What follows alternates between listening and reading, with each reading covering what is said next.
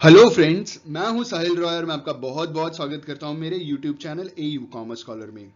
This is economics mock test part 35 और इस part 35 में हम अगले 25 क्वेश्चन इकोनॉमिक्स में कवर करने वाले हैं from question number 851 to question number 875।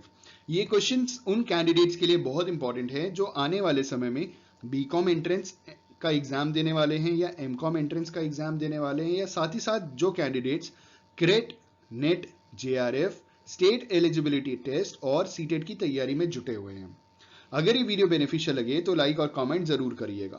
Let's begin with our first question. हमारा पहला क्वेश्चन नंबर 851 क्वेश्चन है हमारा, isocont is also known as. Isocont का दूसरा नाम बताइए। We have 4 options. पहला ऑप्शन है हमारा प्रोडक्शन इन डिफरेंस कर्व, दूसरा option cost indifference curve, तीसरा ऑप्शन प्लानिंग कर्व और चौथा option indifference curve.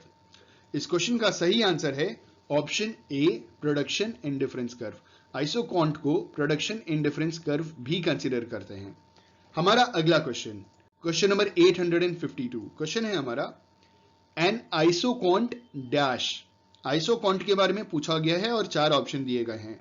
We have 4 options. पहला option slopes downward to the right, दूसरा option slopes downward to the left, तीसरा option slopes upward to the right और चौथा option slopes upward to the left. इस question का सही answer है option A, slopes downward to the right. Isoquant slopes downwards to the right. Option A is the correct answer for the given question. हमारा अगला question number 853 question है हमारा, Dash shows different combinations inputs possible keeping total cost that a firm incurs constant। इनमें से कौन सी ऐसी चीज है जो ये शो करती है कि जो डिफरेंट कॉम्बिनेशंस इनपुट के हैं is possible keeping total cost that a firm incurs constant. ठीक है, वी हैव 4 ऑप्शंस। पहला ऑप्शन आइसो कॉस्ट लाइन, दूसरा ऑप्शन आइसो क्वांट कर्व, तीसरा ऑप्शन इक्विलिब्रियम पॉइंट और चौथा option both isoquant and isocost. इस क्वेश्चन का सही आंसर है ऑप्शन ए, आइसोकॉस्ट लाइन।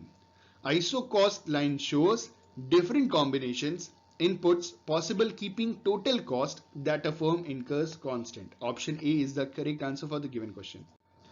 हमारा अगला क्वेश्चन नंबर 854 और सवाल पूछा गया है, dash is a combination where the slope of the isocont is equal to slope of the isocost।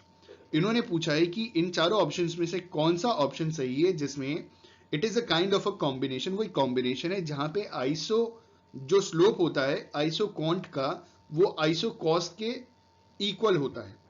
We have 4 options. पहला ऑप्शन बैलेंस कॉस्ट इनपुट, दूसरा ऑप्शन लीस्ट कॉस्ट इनपुट, तीसरा ऑप्शन मैक्सिमम कॉस्ट इनपुट और चौथा option cost production. इस question का सही answer है least cost input. Option B is the correct answer. Least cost input is a combination where the slope of the isocont is equal to the slope of the isocost। Option B is the correct answer for the given question। हमारा अगला question number 855 question है हमारा, one of the important assumption of isocont is when one factor is kept constant and the other factor is increased, the output level is dash। बोला जा रहा है एक important assumption isoquant का है, जब एक फैक्टर को कांस्टेंट रखते हैं तो जो दूसरा फैक्टर है वो इंक्रीज हो जाता है, उस टाइम आउटपुट लेवल क्या होता है।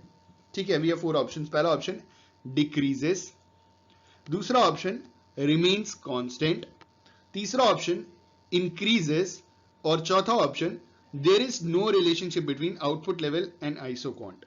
इस क्वेश्चन का सही आंसर है one of the important assumption of isocont is when one factor is kept constant and the other factor is increased, the output level will also increase। Option C is the correct answer for the given question। हमारा अगला question number 856 question है हमारा, usually isoquants are we have 4 options. पहला option concave to the origin, दूसरा option convex to the origin, तीसरा option parallel to the origin और चौथा option perpendicular to the origin. इस क्वेश्चन का सही आंसर है usually isoquants are convex to the origin. Option B is the correct answer for the given question. जो isoquants होते हैं वो ओरिजिन के कॉन्वेक्स होते हैं। ठीक है, कॉन्वेक्स कुछ इस हिसाब से बनता है। ठीक है, option B is the correct answer for the given question. हमारा अगला क्वेश्चन, क्वेश्चन नंबर 853, क्वेश्चन है हमारा if the LAC curve falls as output expands, this is due to। इन्होंने सवाल पूछा है कि जैसे जैसे आउटपुट एक्सपैंड करता है वैसे LAC कर्व फॉल करता है, इसके पीछे रीजन बताना है। We have 4 options. पहला option the law of diminishing returns, दूसरा ऑप्शन इकोनॉमीज ऑफ स्केल, तीसरा option the law of variable proportion और चौथा ऑप्शन डिसइकोनॉमीज ऑफ स्केल। इस क्वेश्चन का सही आंसर है option B, economies of scale. Economies of scale का मतलब ये होता है कि जब आप किसी भी चीज का प्रोडक्शन लार्ज क्वांटिटी में करते हैं, जब भी आउटपुट आपका एक्सपैंड करना शुरू हो जाता है तो जो पर यूनिट कॉस्ट होती है वो आपकी कम होनी शुरू हो जाती है। ठीक है, आपका फिक्स कॉस्ट भी कम होता है, आपका वेरिएबल कॉस्ट भी कम होता है। ठीक है, और लार्ज नंबर में आप ज्यादा प्रॉफिट अर्न कर सकते हैं। तो यहां पे सवाल पूछा गया था कि if the LAC curve falls as output expands, जैसे जैसे आउटपुट एक्सपैंड कर रहा है वैसे long run average cost curve fall कर रहा है, तो this is due to economies of scale. ठीक है, अगला क्वेश्चन, क्वेश्चन नंबर 858, क्वेश्चन है हमारा the least combination of input mix depends on. जो लीस्ट कॉम्बिनेशन है इनपुट मिक्स का वो किसके ऊपर डिपेंड करता है। ठीक है, वी हैव 4 ऑप्शंस। पहला ऑप्शन आइसोक्वांट, दूसरा ऑप्शन आइसोकॉस्ट लाइंस, तीसरा option both isoquant and isocost lines और चौथा option neither isoquant nor isocost line. इस क्वेश्चन का सही आंसर है the least combination of input mix depends on both isoquant and isocost line. Option C is the correct answer for the given question. हमारा अगला question, question number 859, question है हमारा mechanization of managerial functions result in. Managerial function का mechanization जो होता है उसका result क्या निकल के आता है। ठीक है, वी हैव 4 ऑप्शंस। पहला option technical economies of scale, दूसरा option managerial economics of scale, this is economics not economies, managerial economics of scale, तीसरा लेबर इकोनॉमिक्स ऑफ स्केल और चौथा वॉल्यूम इकोनॉमीज ऑफ स्केल। इस क्वेश्चन का सही answer है mechanisation of managerial functions result in option B, managerial economics of scale. Option B is the correct answer for the given question. हमारा अगला question, question number 860, question है हमारा in which stage of production is the marginal product greater than the average product।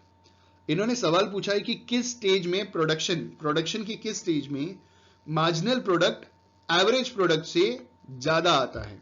The marginal product is greater than the average product. ठीक है, in which stage of production. We have 4 options. पहला option stage of decreasing returns, दूसरा option stage of increasing returns, तीसरा option stage of negative returns और चौथा option both A and C. A and C का मतलब stage of decreasing returns as well as stage of negative returns. इस question का सही answer है option B, stage of increasing returns. ठीक है, स्टेज ऑफ इंक्रीजिंग रिटर्न्स में जो marginal product it is greater than the average product. Option B is the correct answer for the given question. हमारा अगला question, question number 861, question है हमारा the dash shows. इन चारों में से कौन सी ऐसी चीज है जो ये शो करती है। ठीक है, the change in factor combinations when there is a change in output and expenditure but prices remains constant. इन्होंने बोला है कि इन चारों में से कौन सी ऐसी चीज है जो ये शो करती है कि फैक्टर कॉम्बिनेशंस में कुछ चीजें चेंज हुई हैं जबकि प्राइस सेम है लेकिन आउटपुट में चेंज आया और एक्सपेंडिचर में चेंज आया। ठीक है, वी हैव 4 ऑप्शंस। पहला ऑप्शन आइसोकॉस्ट, दूसरा ऑप्शन आइसोक्वांट, तीसरा ऑप्शन एक्सपेंशन पाथ और चौथा ऑप्शन कॉन्ट्रैक्शन पाथ। इस क्वेश्चन का सही आंसर है option C, expansion path. The expansion path shows the change in factor combinations when there is a change in output and expenditure but prices remains constant. Option C is the correct answer for the given question. हमारा अगला question, question है question number 862, question है हमारा what determines production in an economy. इनमें से कौन सी ऐसी चीज है जो ये डिटरमाइन करती है कि इकोनॉमी के अंदर प्रोडक्शन हो रहा है। ठीक है, वी हैव 4 ऑप्शंस। पहला ऑप्शन कंजम्पशन, दूसरा ऑप्शन इन्वेस्टमेंट, तीसरा ऑप्शन सेविंग्स और चौथा option all of the above. इस प्रश्न का सही उत्तर है, इस क्वेश्चन का सही आंसर है all of the above. Consumption भी डिटरमाइन करता है production in an economy, investment भी डिटरमाइन करता है production in an economy, savings भी डिटरमाइन करता है प्रोडक्शन इन एन इकोनॉमी। तो इस क्वेश्चन का सही आंसर है all of the above, option D. हमारा अगला क्वेश्चन, क्वेश्चन नंबर 863। क्वेश्चन है हमारा प्रोडक्शन फंक्शन रिफर्स टू, नीचे 4 ऑप्शन दिए गए हैं और पूछा जा रहा है कि production function refers to what. ठीक है, वी हैव 4 ऑप्शंस। पहला option, production function refers to relationship between output and cost, मतलब एक हिसाब से डेफिनेशन पूछ रहे हैं, मतलब पूछ रहे हैं प्रोडक्शन फंक्शन का आपको बताना है। दूसरा आप कह रहे हैं production function refers to relationship between input and output. तीसरा ऑप्शन है production function refers to physical relationship between input and output. और चौथा ऑप्शन है कि production function refers to relationship between capital and labour expressed in the terms of wage rental ratio. ठीक है, इस question का सही आंसर आपको मालूम होगा अगर आपने प्रोडक्शन फंक्शन का मतलब समझा है, पढ़ा है, तो इस क्वेश्चन का सही आंसर है option C, production function refers to physical relationship between input and output. Option C is the correct answer for the given. हमारा अगला क्वेश्चन, क्वेश्चन नंबर 864। क्वेश्चन है हमारा when the output produced is maximum for the given level of inputs the firm achieves। कहा जा रहा है कि जो गिवन लेवल ऑफ इनपुट है अगर उसमें फर्म मैक्सिमम आउटपुट अचीव कर लेता है तो फर्म क्या अचीव कर रहा है। We have 4 options. पहला ऑप्शन इकोनॉमिक एफिशिएंसी, दूसरा ऑप्शन टेक्नोलॉजिकल एफिशिएंसी, तीसरा ऑप्शन टेक्निकल एफिशिएंसी और चौथा ऑप्शन मैक्सिमम प्रॉफिट। इस क्वेश्चन का सही आंसर है when the output produced is maximum for the given level of inputs the firm achieves technological efficiency. Option B is the correct answer for the given question. ठीक है, firm ने क्या achieve कर लिया, देखिए कम से कम इनपुट में, मतलब जो भी आपको इनपुट मिला है उसमें ज्यादा से ज्यादा अगर आउटपुट अगर आप प्रोड्यूस कर पा रहे हैं तो इट इज टेक्नोलॉजिकल एफिशिएंसी। आप टेक्नोलॉजिकली बहुत ज्यादा एफिशिएंट हैं। ठीक है, एक हिसाब से चारों ऑप्शन सही लगते हैं। ठीक है, इकोनॉमिक एफिशिएंसी भी बिल्कुल सही लगता है हमको, टेक्निकल एफिशिएंसी भी बिल्कुल सही लगता है और मैक्सिमम प्रॉफिट भी बिल्कुल सही लगता है, क्योंकि आप गिवन आउटपुट में अगर आप वेस्ट कम कर रहे हैं तो आप प्रॉफिट ज्यादा से ज्यादा कमा रहे हैं। लेकिन फर्म ने क्या अचीव किया, हम उसकी बात कर रहे हैं। ठीक है, वो सवाल पूछ रहा है कि फर्म ने क्या अचीव किया, तो फर्म ने अचीव किया है टेक्नोलॉजिकल एफिशिएंसी। ठीक है, option B is the correct answer for the given question. हमारा अगला क्वेश्चन, क्वेश्चन नंबर 865। क्वेश्चन है हमारा due to economic growth the production possibility curve will show. Due to economic growth की वजह से जो प्रोडक्शन पॉसिबिलिटी कर्व है वो क्या शो करेगा। ठीक है, वी हैव 4 ऑप्शंस। पहला ऑप्शन एन इनवर्ड शिफ्ट, दूसरा ऑप्शन एन आउटवर्ड शिफ्ट, तीसरा ऑप्शन नो चेंज और चौथा ऑप्शन अ डाउनवर्ड शिफ्ट। इस क्वेश्चन का सही आंसर है option B, an outward shift. Due to economic growth the production possibility curve will show an outward shift. Option B is the correct answer for the given question. हमारा अगला question, question number 866। Question है हमारा the marginal product curve is above the average product curve when the average product. इन्होंने पूछा कि average product की क्या स्थिति होती है, मतलब ये 4 ऑप्शंस जिसमें कह रहे हैं इज डिक्रीजिंग, इंक्रीजिंग, मतलब एवरेज प्रोडक्ट में क्या हो रहा होता है उस सिचुएशन में जब marginal product curve is above the average product. या आप इसे ऐसे समझिएगा, जब marginal product curve average product curve के ऊपर होता है तब एवरेज प्रोडक्ट का क्या होता है, मतलब क्या हो रहा होता है। We have 4 options. पहला option the average product is decreasing, दूसरा option average product is increasing, तीसरा option the average product becomes constant और चौथा option the average product none of the above. मतलब ठीक है, मतलब नन ऑफ द अबव है, मतलब ठीक है। इस क्वेश्चन का सही आंसर है the marginal product curve is above the average product curve when the average product is increasing. Option B is the correct answer for the given question. हमारा अगला क्वेश्चन, क्वेश्चन नंबर 867। क्वेश्चन है हमारा if there is fixed factor and variable factor the law should be। अगर fix factor है और variable factor है तो law should be, law कैसा होगा। ठीक है, वी हैव 4 ऑप्शंस। पहला ऑप्शन लॉ वेरिएबल प्रोपोर्शन, दूसरा option law of increasing returns to scale, तीसरा option law of diminishing marginal utility और चौथा option law of equi marginal utility. इस क्वेश्चन का सही आंसर है If there is fixed factor and a variable factor, the law should be law of variable proportion. Option A is the correct answer for the given question. ठीक है, अगला question है हमारा question number 868. Question है हमारा the third stage of production begins when. Third stage production का कब शुरू होता है? ठीक है, वी हैव 4 ऑप्शंस. पहला ऑप्शन टीपी स्टार्ट्स फॉलिंग, दूसरा option TP starts rising, TP is total product.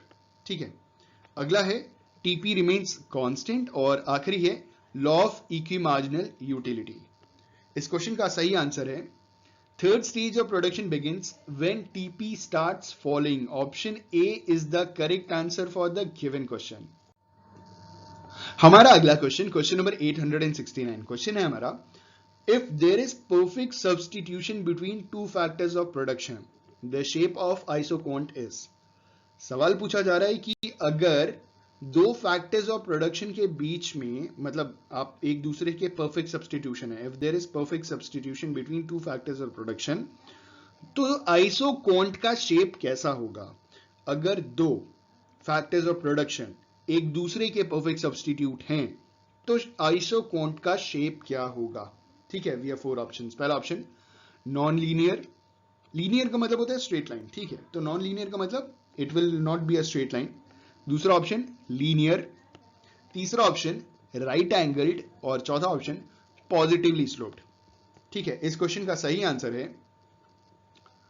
If there is perfect substitution between two factors of production the shape of isoquant is linear. Option B is the correct answer for the given question. ठीक है, हमारा अगला question, question number 870 और question है हमारा if a change in all inputs leads to a proportionate change in output it is a case of. इन्होंने सवाल ये पूछा है कि अगर हम इनपुट्स में चेंज करें, जो भी हम इनपुट्स में चेंज करते हैं उससे प्रोपोर्शनेटली आउटपुट में भी चेंज हो जाता है. ठीक है, मतलब अगर हमने 10% इनपुट चेंज किया तो हमारा आउटपुट भी 10% चेंज हो गया, तो इसे क्या कंसिडर करेंगे? ठीक है, वी हैव 4 ऑप्शंस. पहला option increasing returns to scale, दूसरा option constant returns to scale, तीसरा option diminishing returns to scale और चौथा option variable returns to scale. तो इस क्वेश्चन का सही आंसर है, देखिए जितना आपने इनपुट दिया उसी के प्रोपोर्शनेट आउटपुट भी चेंज हो रहा है, तो option B is the correct answer for the given question. Constant returns to scale is the correct answer for the given question.